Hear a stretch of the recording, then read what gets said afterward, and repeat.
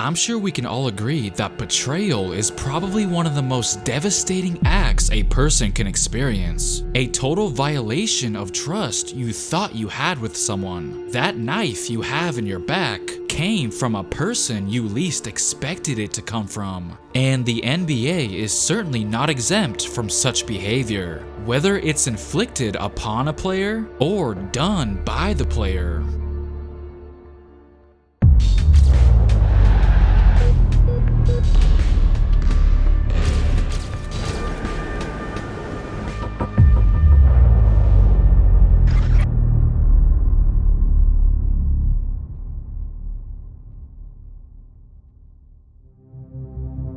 One of the first betrayals that came to my mind when I decided to make this video was the one between DeMar DeRozan and the Toronto Raptors. Even after getting swept by the Cavs in the second round of the 2018 NBA playoffs, DeRozan had no reason to believe that they wouldn't try to run it back. He thought that was the plan. In fact, he said that just 2 days prior to the trade, he and Raptors president Masai Ujiri literally had a conversation about giving it another try. But as we all know, he, along with everyone else, got completely blindsided when he was traded to San Antonio in exchange for Kawhi Leonard. It came as a shock to everybody, not because it was a bad trade or anything, obviously it wasn't, but because it was just totally unexpected. I mean, he actually chose to be loyal to the city of Toronto, something that Vince Carter, Tracy McGrady, and Chris Bosh cannot say. That's what hurt DeRozan the most. Here he is describing that experience.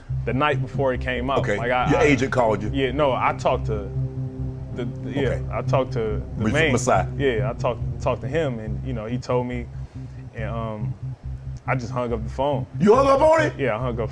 Ah, man, come on, You can clearly tell he felt betrayed. Have you had any conversations with Masai since? No. Do you plan to? No.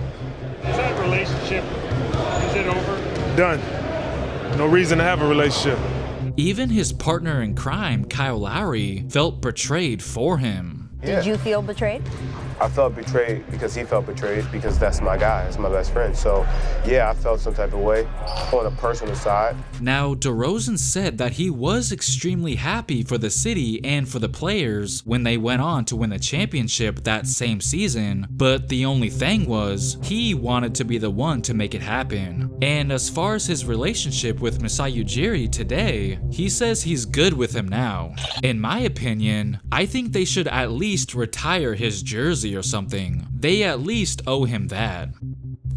Obviously, what LeBron James did to the city of Cleveland in 2010 is like the most well-known betrayal, but believe it or not, he actually wasn't the first to do so to the city of Cleveland. Back in the 03-04 NBA season, Carlos Boozer seemed to have played great alongside rookie LeBron James. So the Cavaliers tried to do him a favor by letting him opt out of his contract and become a restricted free agent, so they can get him more money. They offered him a brand new 6-year, $39 million contract, which was a contract that he verbally agreed to. However, the Utah Jazz unexpectedly swooped in and offered him a 6-year, $70 million contract. Boozer ended up going behind Cleveland's back and signing an offer sheet with the Utah Jazz. After he promised the Cavs he would re-sign with them, he convinced the Cavs to let him become a restricted free agent with the understanding that he would stay put, only to stab them in the back. Now, Cleveland could have matched the offer, but wasn't able to due to the lack of cap space they had. So they had no other choice but to watch Boozer go off to Utah. Again, after doing something that they didn't have to do for him. And of course, it was reported that the Cavs organization felt betrayed. The owner at the time, Gordon Gund, was quoted saying, "I decided to trust Carlos and show him the respect he asked for. He did not show that trust and respect in return." And then Boozer had the nerve to say there was no commitment. So what if Boozer had stayed in Cleveland instead of dipping after playing just one season with LeBron? Could they have been a dangerous duo? And you never know, maybe LeBron wouldn't have felt the need to take his talents to South Beach if only Boozer just had became LeBron's Pippen.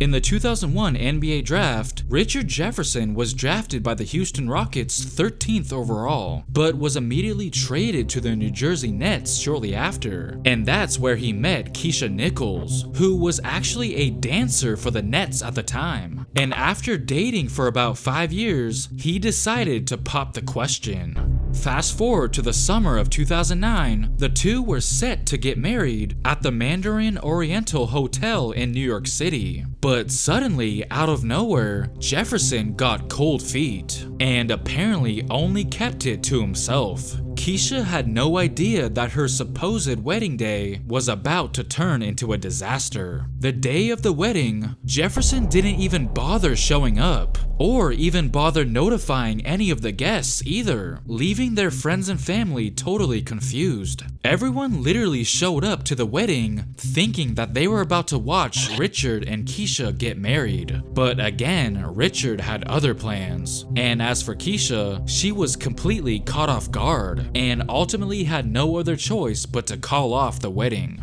And on top of that, he later broke up with her over email. Man, that had to hurt. It was reported that the wedding cost over $2 million, and of course, he still had to pay for it, even though it never ended up happening. Now, it was said that Jefferson did end up giving his friends his credit card so they can at least have some fun to make it up to them. But when it came to Keisha, she was pretty much left at the altar. We had broken up and gotten back together so many times that I didn't want to make this decision and then 2 days later say, okay, look, I'm sorry. It was a decision that I had to make and stick by it. I'll always care about him. He was my best friend for 5 years, so I have no hard feelings towards Richard at all. Still in that moment, a lot of suffering? Definitely. I mean, I lived every girl's worst nightmare out in front of the world, and my heart was broken, and it still is, and I'm going to miss him as a friend, but I had a life before I was with Richard, and I'll have a life after. Some of you may remember Jeanette McCurdy, aka Sam from iCarly, briefly dating Andre Drummond back in 2013. She said she never even heard of him until he kept posting her as his Woman Crush Wednesday on Twitter. That's what caught her attention. They dated for a little bit, but she eventually came to the realization that she wasn't really feeling it that much, so she broke up with him. Everything appeared fine afterwards, until Jeanette made an appearance on a podcast called You Made It Weird with Pete Holmes, and what she said might have been a little unnecessary.